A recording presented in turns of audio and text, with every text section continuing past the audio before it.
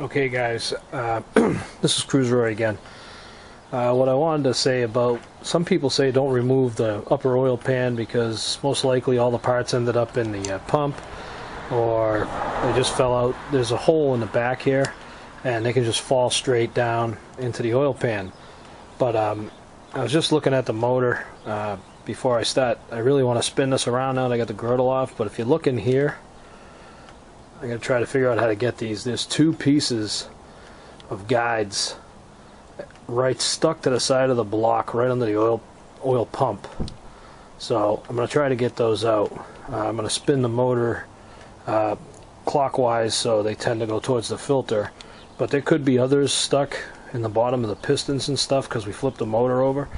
So I don't know, I might spin this thing and leave it up, overnight. And what'll happen is, if it's stuck to oil, it'll just slowly drip right off. And so the forums say you can get away with not taking it off. I don't believe it. I think you really got to take this girdle off and really investigate in here with a flashlight if you have to, and find any parts, because they could get jammed, probably in a crank. I don't know.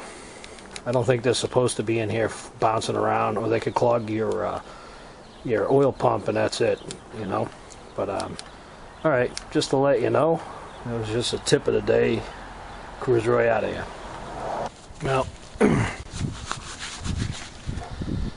Well, this is Cruiser Roy. I took all the gaskets off with a nice sharp razor. And I figured, I showed you how I took off all the guides on the rest of the motor. Might as well show you the lower balancing guide.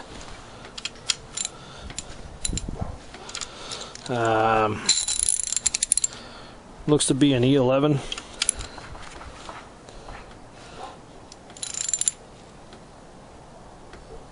It seems to be torqued pretty good.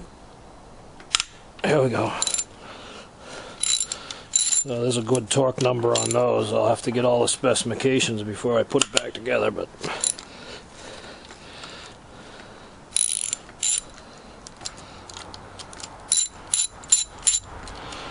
it's under spring tension too, but the new one will have a grenade pin in it that prevents the spring from over tensioning while you're putting it on.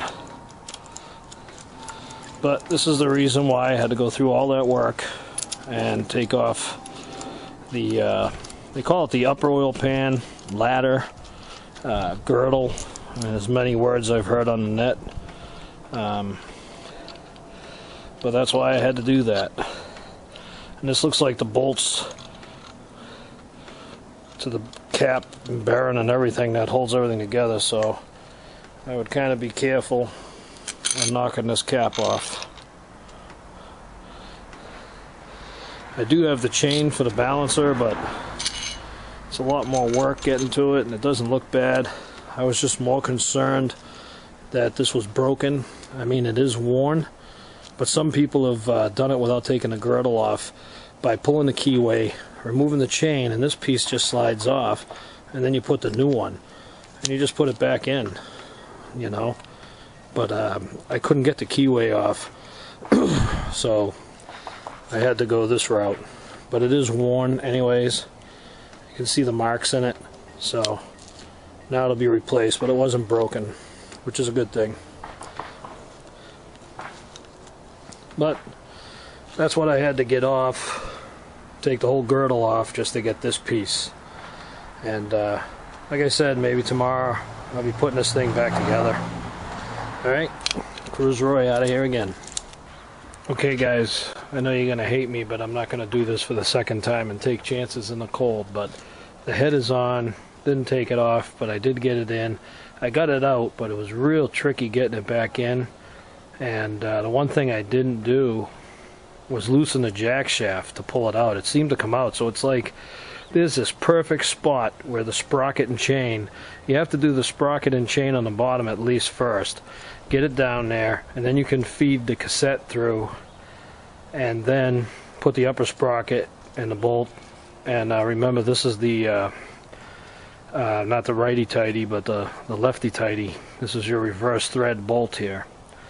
I put the new screw in here that ground off, and the new bolt with the old ring here, and it's all together. I just put this in to hold it. I'm not timing it at this point, but I put the tensioner in now just to hold it comfortably in place. But just to show you, to get the sprocket past the jack shaft and that bushing, you have to push it as far forward as you can, you know. So I had to loosen up the jack shaft and push it forward out of the way, and it goes by just enough for the sprocket to fit by.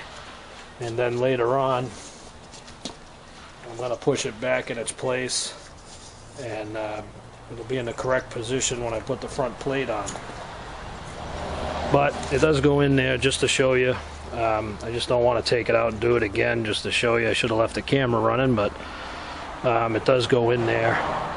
And like I said, when it comes to the timing, let me back this off. You know, nothing's tight. These sprockets just spin, you know. They don't move anything at all, you know. So once they're timed, they lock the cam and the jack shaft to the front chain and the other cam when it's done. But for now, I can leave them loose. They're in place. That's just one thing less I have to do. All I want to do is show you that it will go in without taking the head off. And just take your time. Everything's plastic, of course, well, nylon. And but it should go fine for you. Alright, and you got to tilt the motor on the stand. That's the other tip. Let gravity walk that sprocket down, because if you're sitting it up, it just keeps wanting to fall into the lower part of the crank. But that's all I can tell you for now.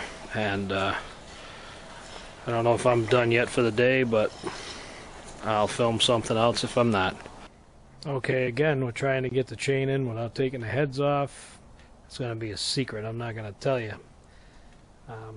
But it does go in. It's a lot easier in the front here because you got no rear castings to mess with. But it's still a little tricky. Put the gear on the chain and slide it on to the jack shaft. I've already gotten the cassette in there, so I worked it while it was in there. Put my 2 bolts in, the one with the O-ring, one without. And the bolts, this is a righty-tighty. I'm leaving everything loose because when you time it, that's when you move everything into place. It's all friction fit. As the bolts tighten, as long as the tool's on there to time it, it's all set and timed. This is the upper sprocket. I do have a new one, but it's got cutouts in it. I'm not sure if I can use that, so I'm going to stick with the old one. It's supposed to be good 500,000 miles, so I'm going to keep the old one. Doesn't look that worn,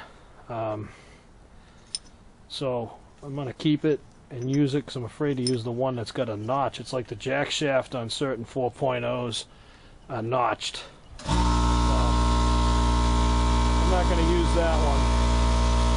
I'm going to keep the old one. I just wanted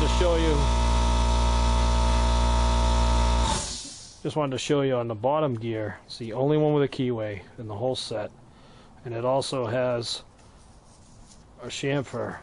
I mean, it's a little bit deeper here, so you want to face that towards you, because guess where the harmonic balancer seats against? It would be that girl. So just make sure you leave that facing the right direction. But I think I'm going to start cleaning up now, and tomorrow get a little bit more things done. But I did good today. Nothing got broke. Everything's back on. I even took the ladder off, which I didn't really want to do, but I'm going to work on that tomorrow and get the proper alignment. And so that's front and rear cassettes are in. They're loose right now. I'm not going to tighten everything until I get everything positioned, and then I'll start torquing down and using the timing tool and all that to get it straightened out. But for now, I'm just laying it in place, getting it snug. Tensioners are just resting there, but you use the tool to set it. But alright, so this is Cruise Roy, and I'm out of here.